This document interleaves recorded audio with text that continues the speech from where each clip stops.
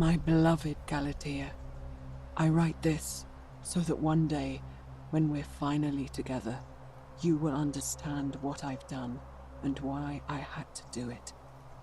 The others will call me mad or a monster, but I don't care what they think. Everything I'm doing here, I'm doing for you.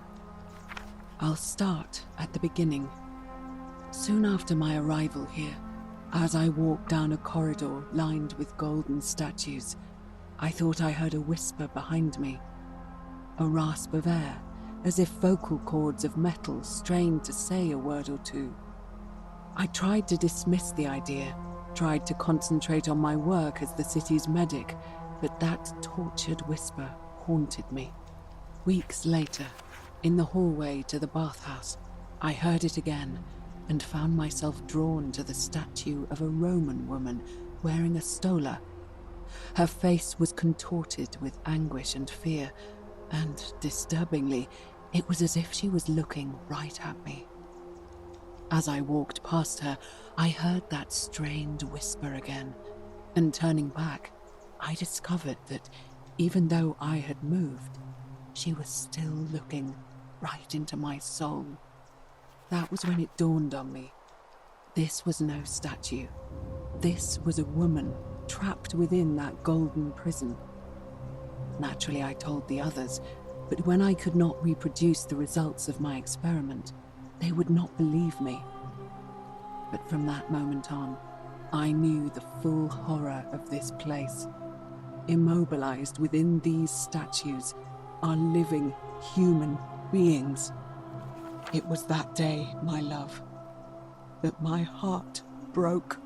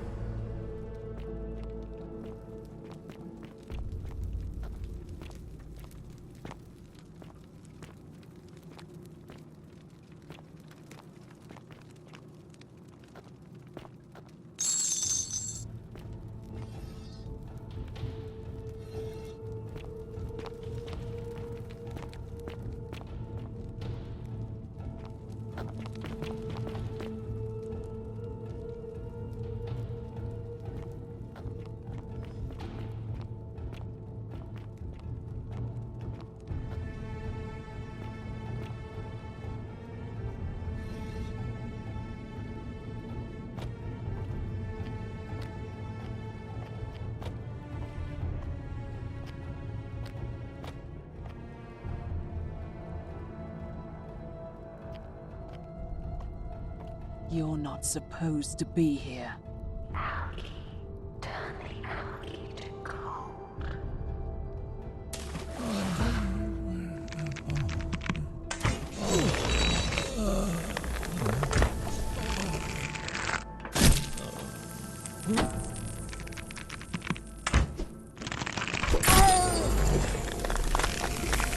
Help me.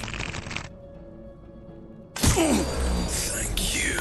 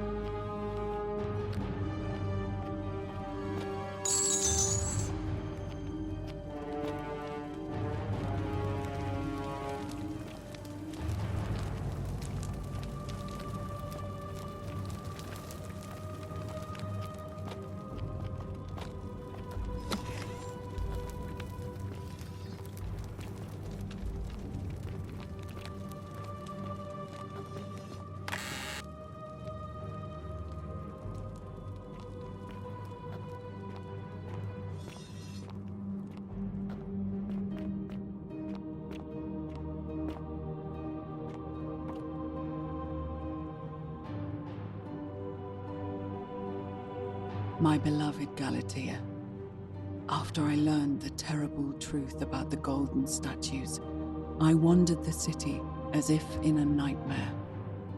What must life be like for these poor souls, entombed in gold, but kept alive somehow? Trapped in their own personal Tartarus, consigned to eternal torment, too horrific for any sane mind to comprehend. I tried to offer them what small mercies I could. I began to talk to them, to keep them company. I'd imagine backstories for them, give them names, and tell them of the world, of the histories and stories I'd learned as a child. As the others became more concerned by my charity, I sought solitude from them, preferring the company of my tormented charges. Discovering a way into the abandoned palace, I began to spend my days walking its halls and sharing with its occupants ancient tales, my mind turning to those of Apollo and Daphne, Perseus and Medusa, and Pygmalion and Galatea. Pygmalion, the sculptor who fell in love with a beautiful statue, and who, praying to Aphrodite for aid, discovered that his beloved Galatea had come to life. It was then that I heard you whisper to me, Galatea. Forgive me. I know that is not your real name, just one I have borrowed from a story. But when I turned to look at you, I saw the most exquisitely beautiful woman I have ever known. Your face, forever frozen in a look of haunting sadness. Our meeting gave me new purpose, to free you from your golden prison, so that I might one day hear you speak, not just whisper your true name to me. So I gathered tools for the long and difficult task ahead, barred the doors to this place, and set to work.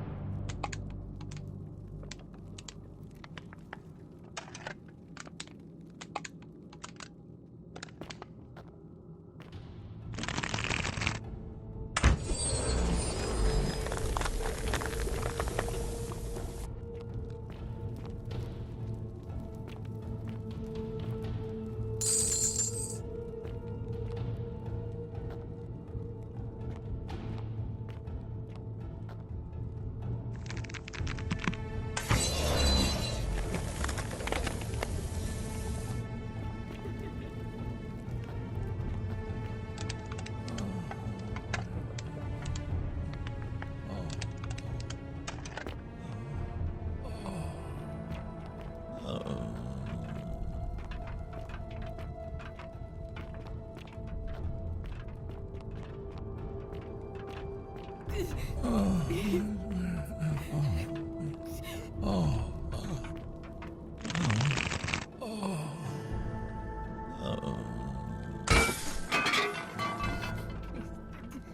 just get up. Please take it off.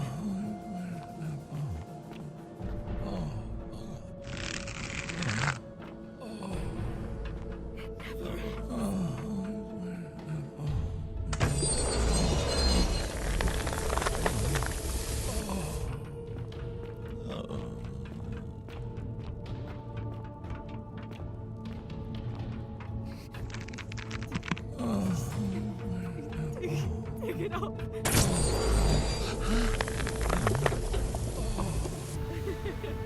Help us. Kill me.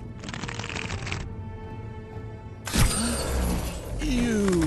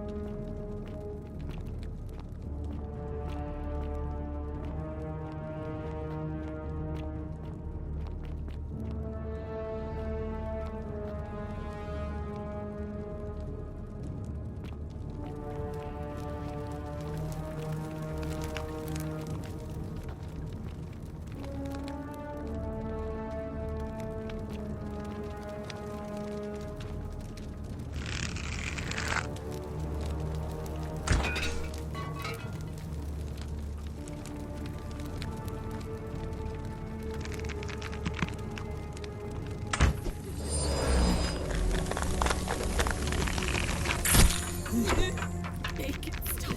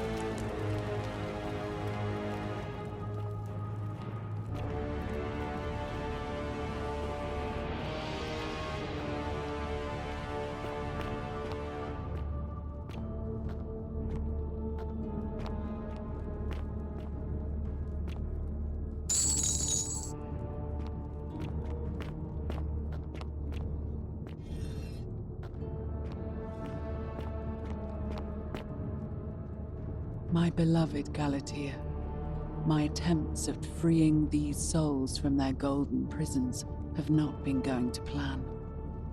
My first charge was a Greek woman who I called Iodame after the Athenian turned to stone by Medusa.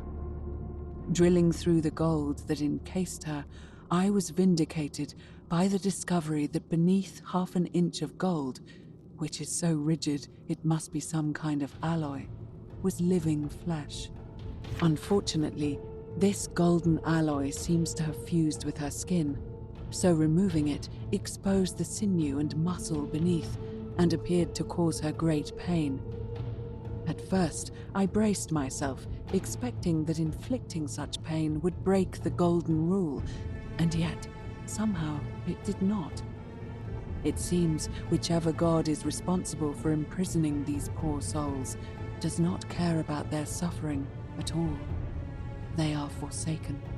Undeterred, I pressed on, working late into the night, attempting to remove the golden layer that encased her as delicately as I could.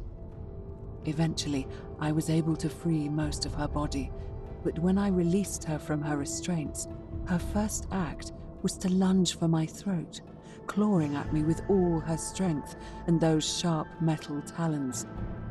This was my thanks for trying to save her. Whatever possessed Diodami to attack, she was clearly not a suitable subject for my experiment, and I was forced to lock her inside an isolated wing of the palace and bar the door. As I continued working on others, I could hear her flailing and launching herself at the other side endlessly. Regrettably, my other experiments bore similar results, and after relocating a few times, most of the palace is now too dangerous to work in. Still, as much as my heart aches to know that you're suffering, I cannot risk attempting to ungild you yet. Not until I have perfected a method that will bring you back to me, whole in both mind and body, and ensuring your humanity is preserved. I promise you this. One day we will be together, even if I have to free every last statue in this god's forsaken place.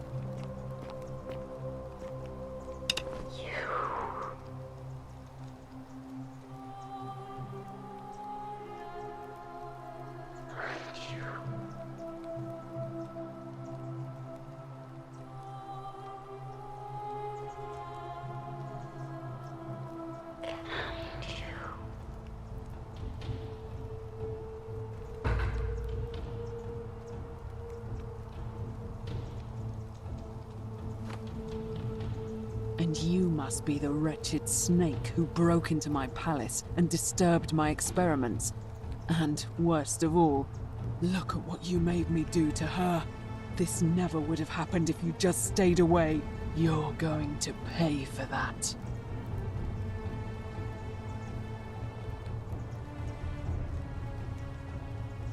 Liar! I locked and barred the gate. I left a message warning you all to leave me alone. I just wanted to do my experiments in peace, for her. And now look at her. You made me turn the most beautiful woman I've ever seen into this. Look at her. She's in agony. All I wanted was to spend my last moments with her, to see her beautiful face, to hear her speak freely, instead of in those cryptic whispers. But as soon as I began my work, she stopped whispering to me. And now I discover she started whispering to you instead. What's so special about you?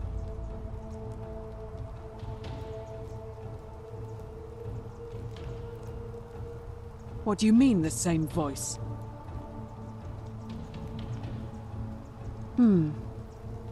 Yes. I remember when they used to whisper to me. They did sound similar. I just thought it was because all voices sound the same when they whisper. But now that I think about it, they were all benevolent and seemed to share a common knowledge. But if these bodies are mere conduits for that one voice, then this body is nobody. And everything I've done here was... Wait, I see what you're doing. You're trying to steal her away from me. Were you planning to wait until I'd done all the hard work, then swoop in? Is that it? Liar! You tried to steal her away from me, and now look what you made me do. Give me one good reason why I shouldn't peel you too. What? What are you talking about? Wait. So you're saying you weren't coming for us? So I did all this. I ruined her. For nothing. What have I done? Oh God, I feel sick. I can't bear the thought of her being like this. And in so much pain. It's the air. Coming into contact with her flesh. It's agonizing for them. But the only way to fix it will be to break the golden rule and let it run its course. At least that way she'd be golden again, and we'd be together. All it would take is one little cut.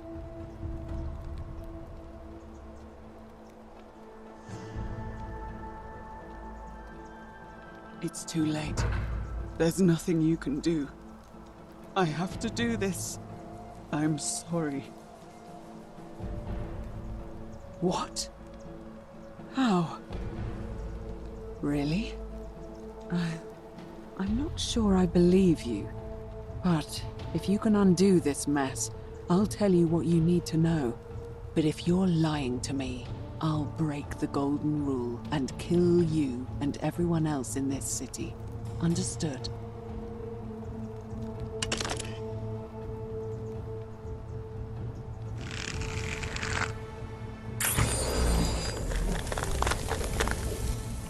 You did it.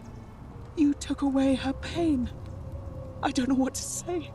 Thank you, thank you. I swear I will never harm her again. I swear it. I'll stay here to keep her company. But these poor souls, what can be done for them? I've tried everything I can. I fear the only one capable of releasing them properly is whichever god doomed them in the first place. In any case, I must honor our bargain.